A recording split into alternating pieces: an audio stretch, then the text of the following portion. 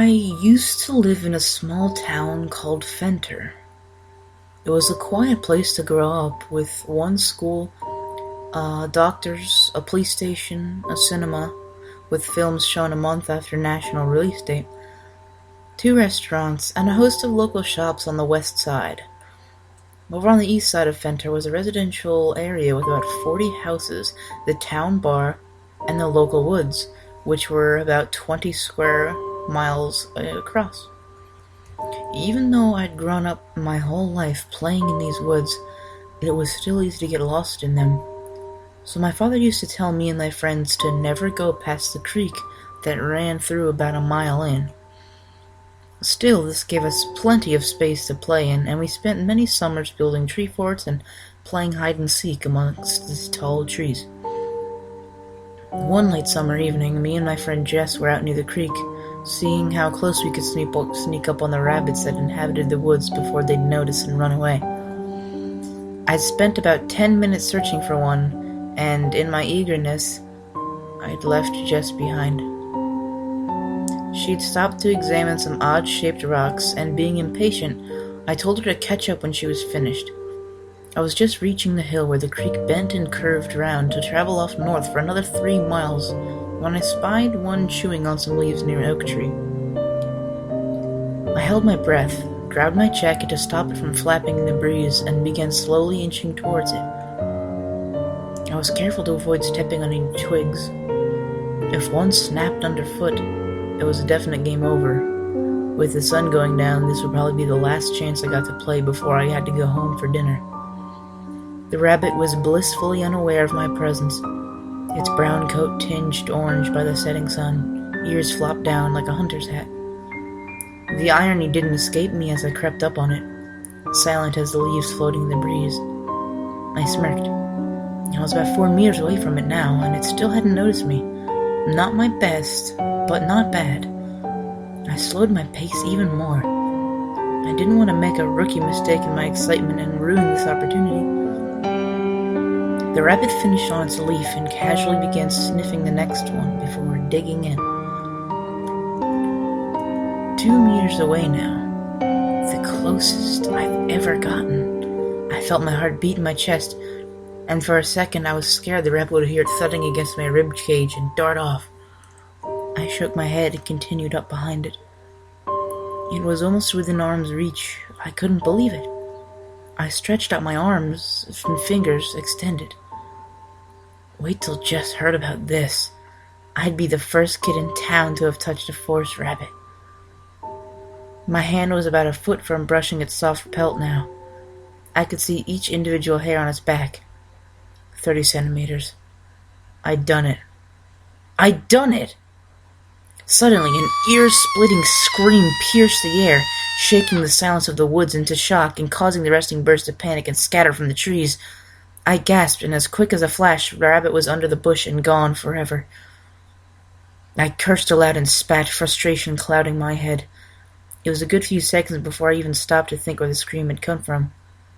Then, like a falling tree, it hit me. Jess! I sprinted back up the creek as fast as I could.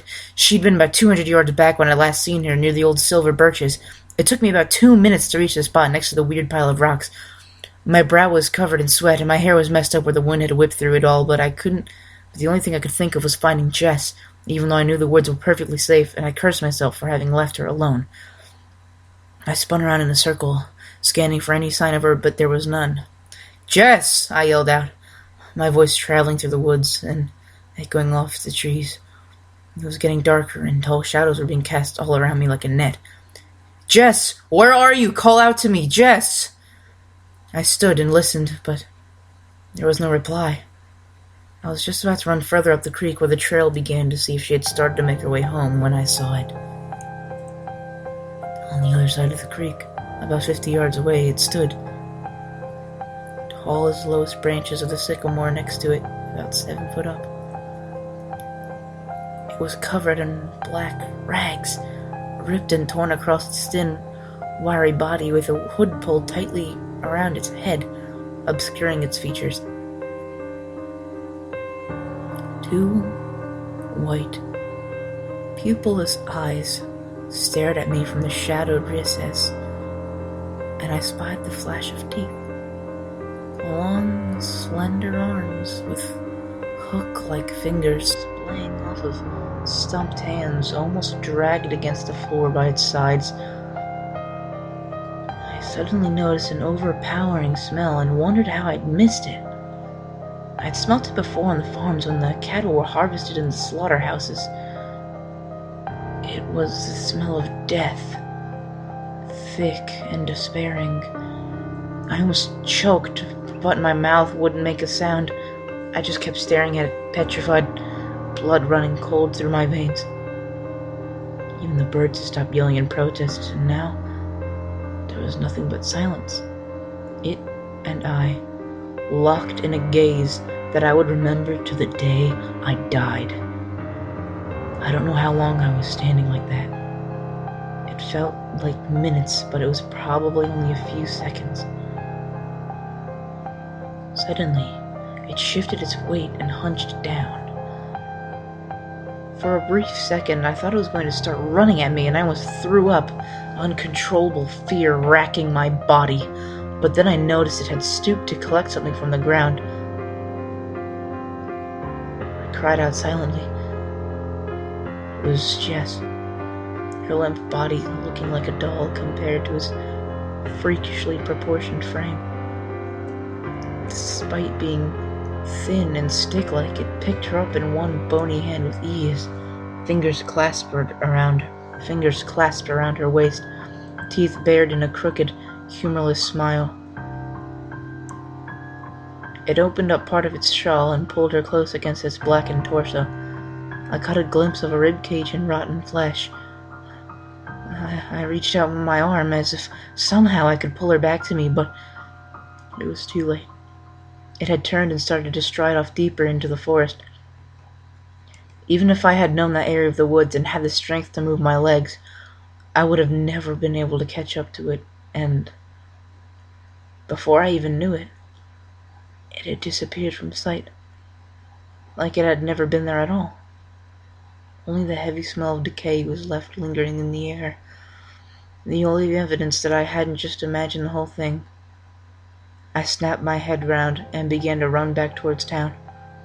It was a good mile's distance, and I've never run that far before, but that day I ran and didn't stop, jumping over fallen logs and ducking branches. I dared not look back.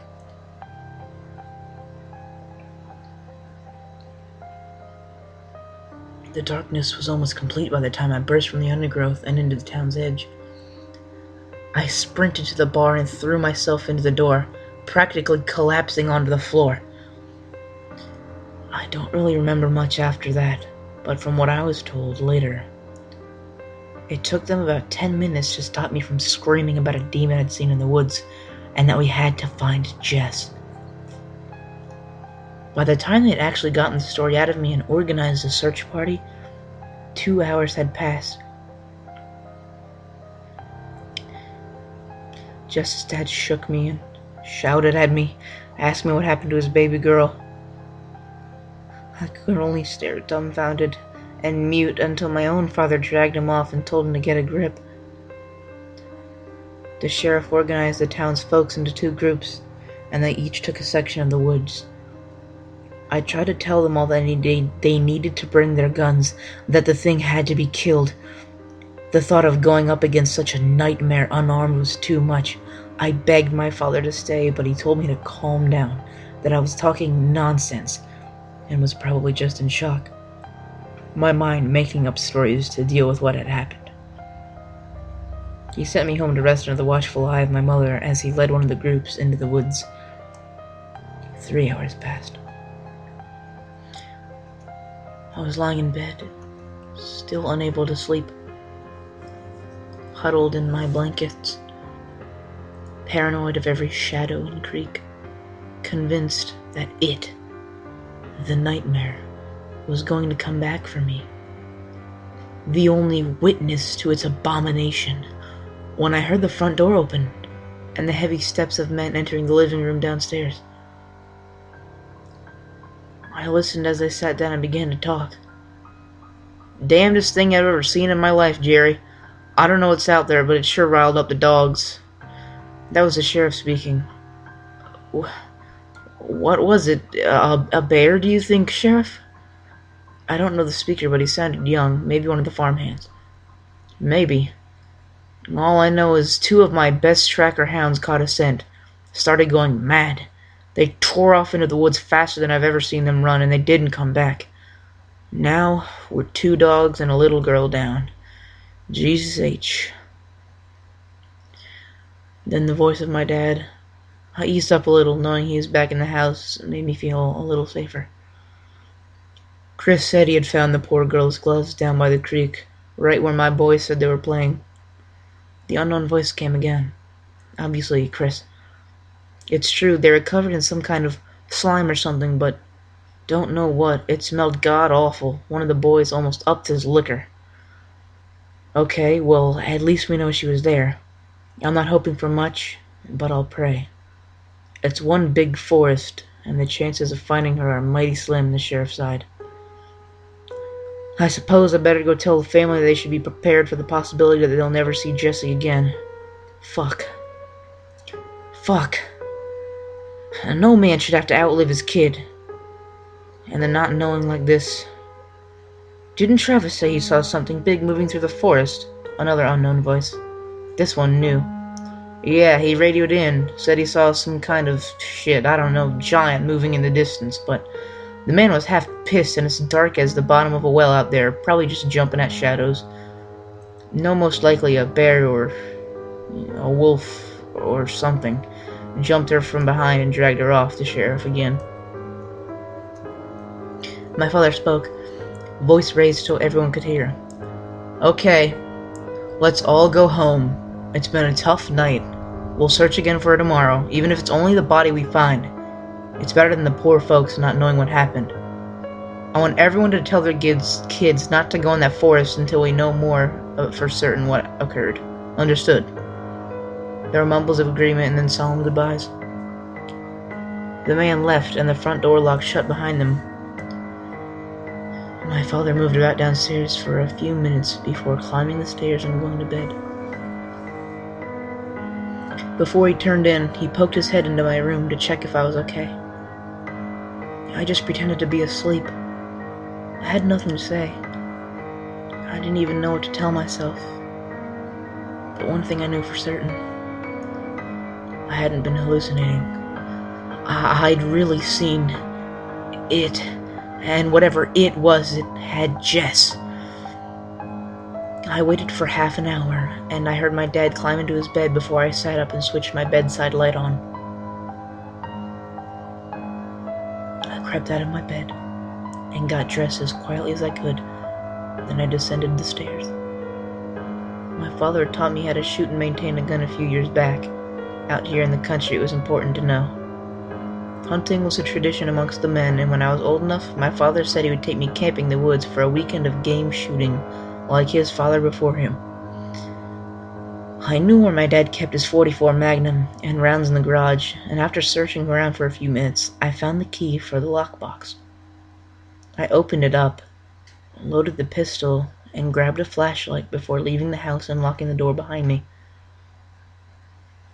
My breath misted in the air as the unreasonably cold chill hung around me.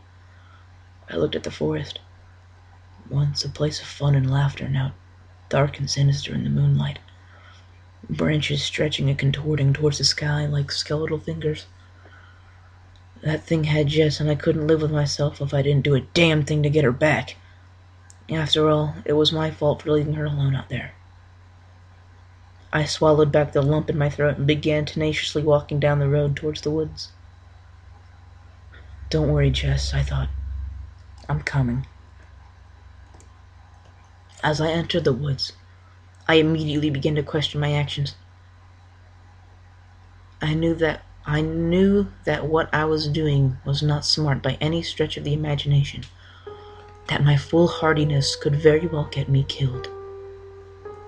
The thought of bumping into that creature out here, alone in the dark, was more terrifying than anything I could ever imagine. And knowing that Jess was in that very situation herself was the only thing that drove me on. I trudged on the familiar old trail for about 20 minutes or so, until I eventually came to the creek. I had never been here before in the dark, and although everything was where it should be, it looked different. It was as if these were my woods to play in during the day, but now in the dark, it was an alien place. This was its domain. I was a stranger here, unwelcome. This feeling was reinforced by the fact that I had no idea what lay beyond the creek, except from what I'd seen in the immediate area from the other side. Carefully, I crossed the creek, the water soaking through my boots and dampening my trouser legs.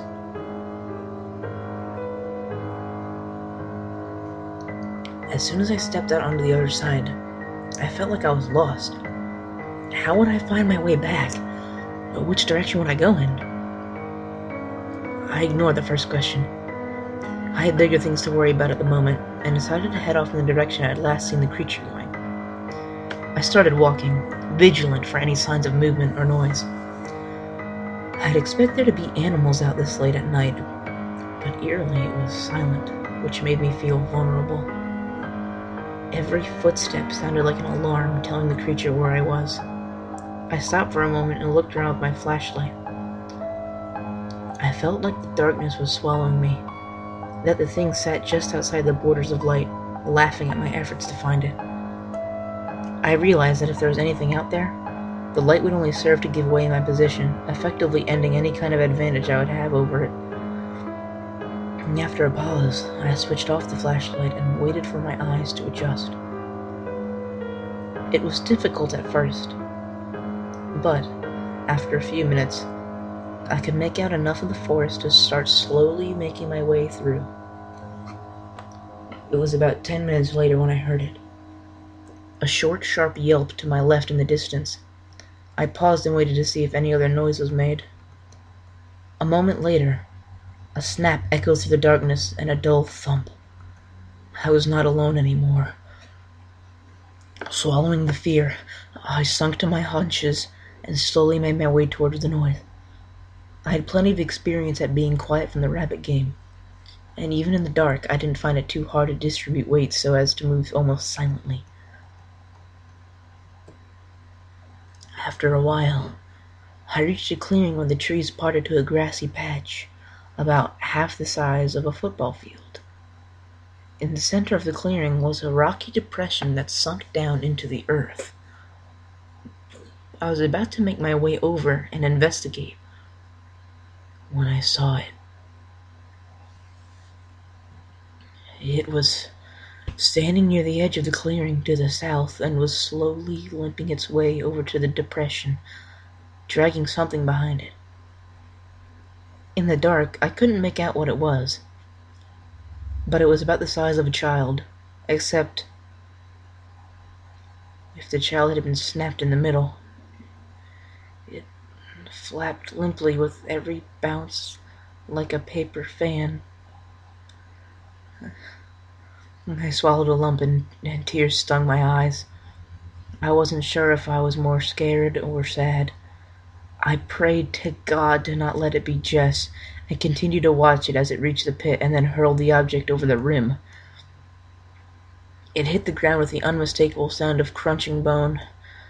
The creature bent down headfirst as if to crawl down the rocks, and then stopped. Slowly, it stood back up and sniffed.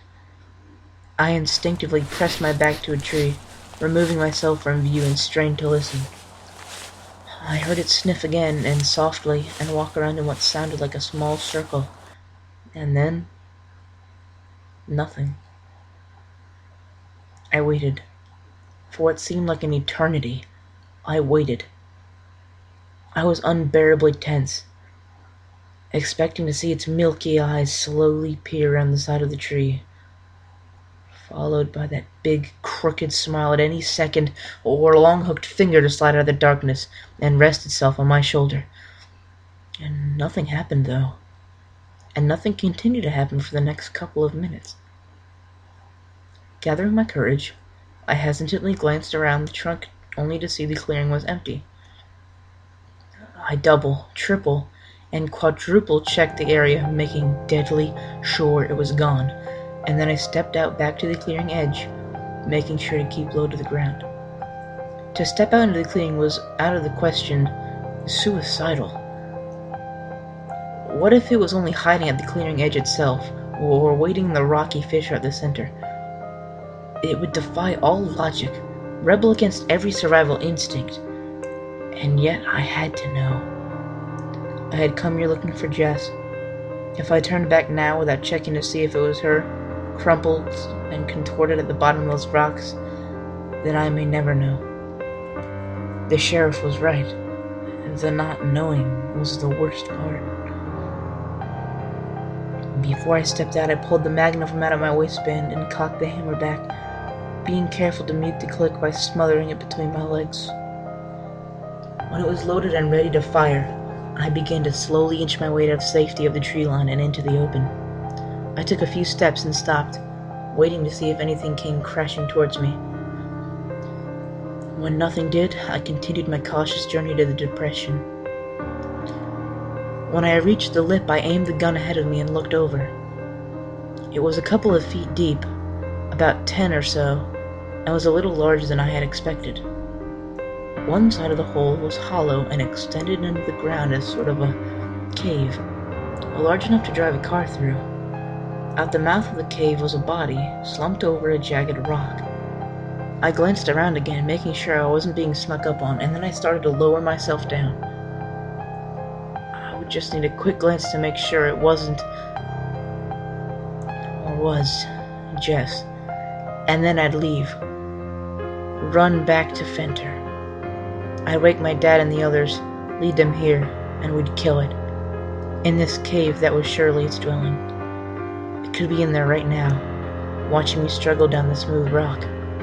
But I reasoned that if I was completely in the cave, then there was nothing I could do about it. I must be crazy.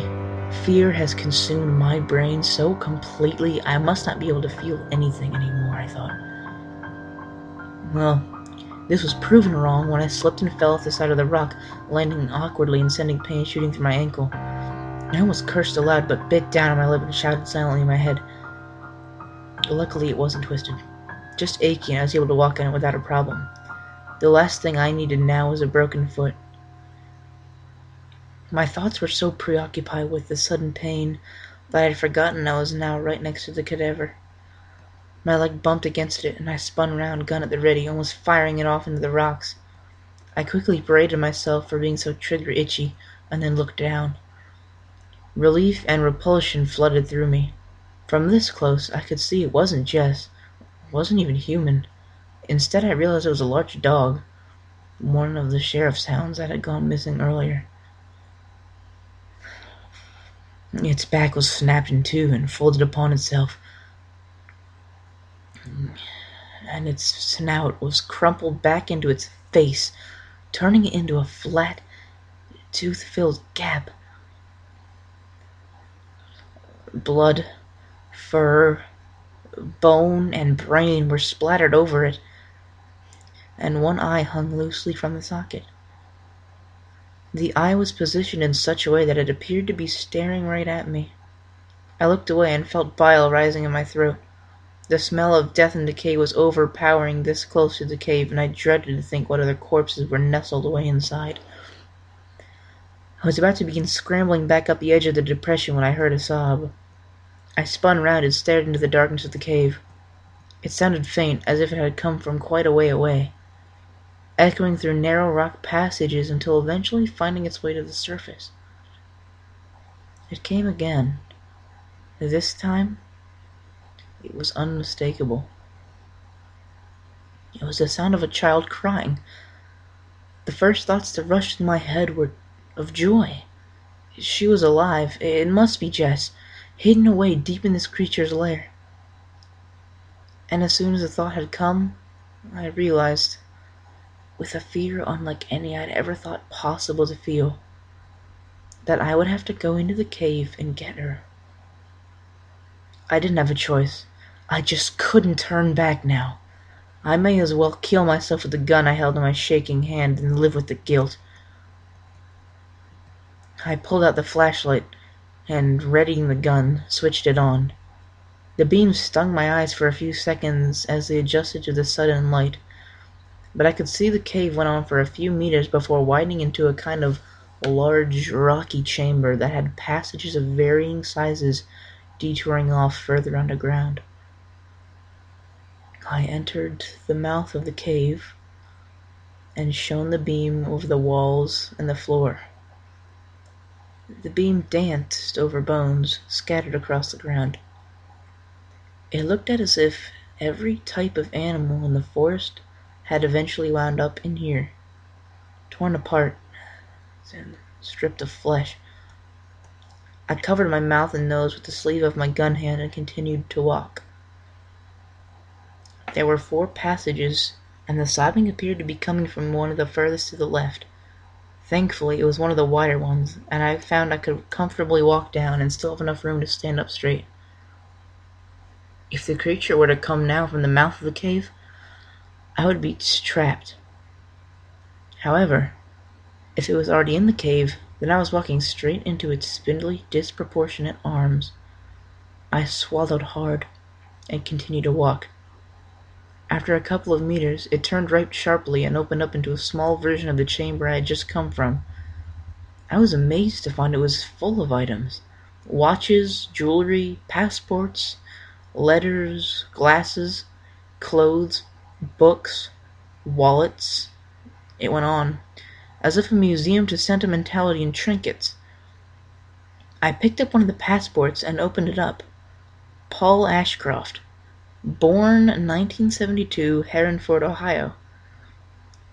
Another one read Richard Blunt, born 1954, Westville, California. I shone the light over the letters.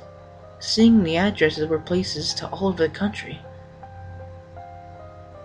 Then it dawned on me. I finally understood. It all made sense. The reason I had never seen this thing in the woods before was because it had only arrived a short time back. It must have traveled from place to place, from forest to national park, to desert to mountain, picking people off, taking their effects, then moving on to the next town. It was like a sick scavenger hunt.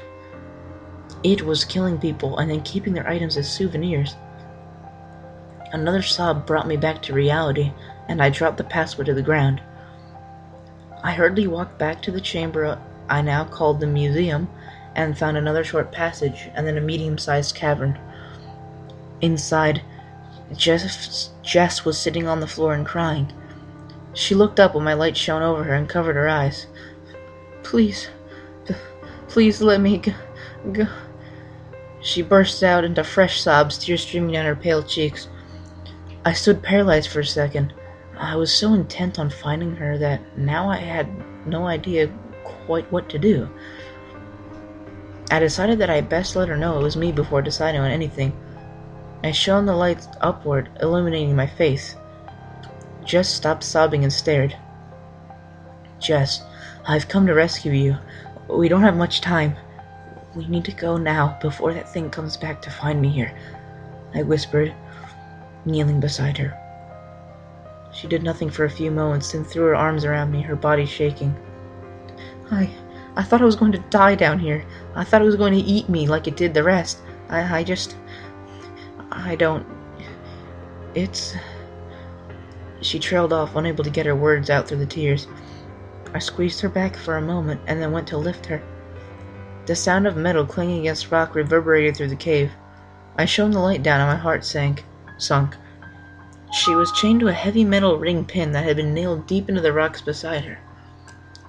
I couldn't escape, she sniffed. I tried to pull it out, but it's no use. I stood for a second, defeat washing over me. I could go get help, come back and... No, she squeaked. Please, don't leave me here. Panic spread across her face, and it was all I could do to promise not to leave. I thought for a few moments, and then realizing my only option, I took her chin and looked her in the eye. Jess, I have a gun. I'm going to have to shoot the chain to set you free. It's going to be very loud, and the noise will probably attract the thing here." She said nothing, just looked at me. "As soon as it's broken, we're going to have to run for the cave entrance and back through the woods." She looked thoughtful for a moment herself, and then took my chin, kissed me, and then nodded. I blushed, sitting below ground in a monster's cave, and I was blushing. I almost laughed. I forced the emotion down and just smiled before taking my gun and aiming it at the chain. "Cover your eyes. I'll do it on 3, okay? 1, 2. A guttural moan sounded from the mouth of the cave and carried its way to us. I saw the color drain from Jess's face, and I knew mine was doing the same. It was back. Without thinking, I pulled the trigger. The gun cracked, deafening in such a small space, and the chain shattered. I grabbed Jess before she could react and pulled her up, spinning towards the museum. As we entered into it, I dived behind a table full of bric-a-brac, pulling her down with me. No sooner had we landed on the floor had I saw the creature enter the room and scramble over to the passage we had just exited from. As soon as it was gone from sight, I pulled her back up and pushed her towards the edge of the passage that led to the cave mouth. She didn't need to be told twice, and we ran as fast as our legs could carry us. As the cave mouth came into view, a scream, full of horror and anger, rang from behind us as it discovered its meal had been stolen. As we got to the cave mouth, I could hear wood splintering and the tinkle of dozens of tiny objects hitting stone as it tore through the museum after us. I grabbed Jess's foot and hoisted her up until she grabbed the lip of the depression and pulled herself into the clearing. I spun around and saw it exit the passage into the main chamber. Its hood had fallen down and exposed what can only be described as half-insect, half-human face. I fired a shot off in its direction, and it screeched in agony as the .44 bullet connected with its thigh, knocking it back for a second. I took the distraction and spun around, leaping for the edge of the depression and grabbing a hold. Jess seized me by the collar and helped pull me up as I felt hooked fingers brush the bottom of my shoe. We started to run across the clearing. The sun was coming up now and the sky was pinky red, casting a slight glow on everything. We ran, and we ran, and ran, and ran. The whole while I could hear it crashing through the trees after us. If I hadn't have hit it in the thigh, I don't think we would have stood a chance outrunning it, but somewhere, some god was watching over us.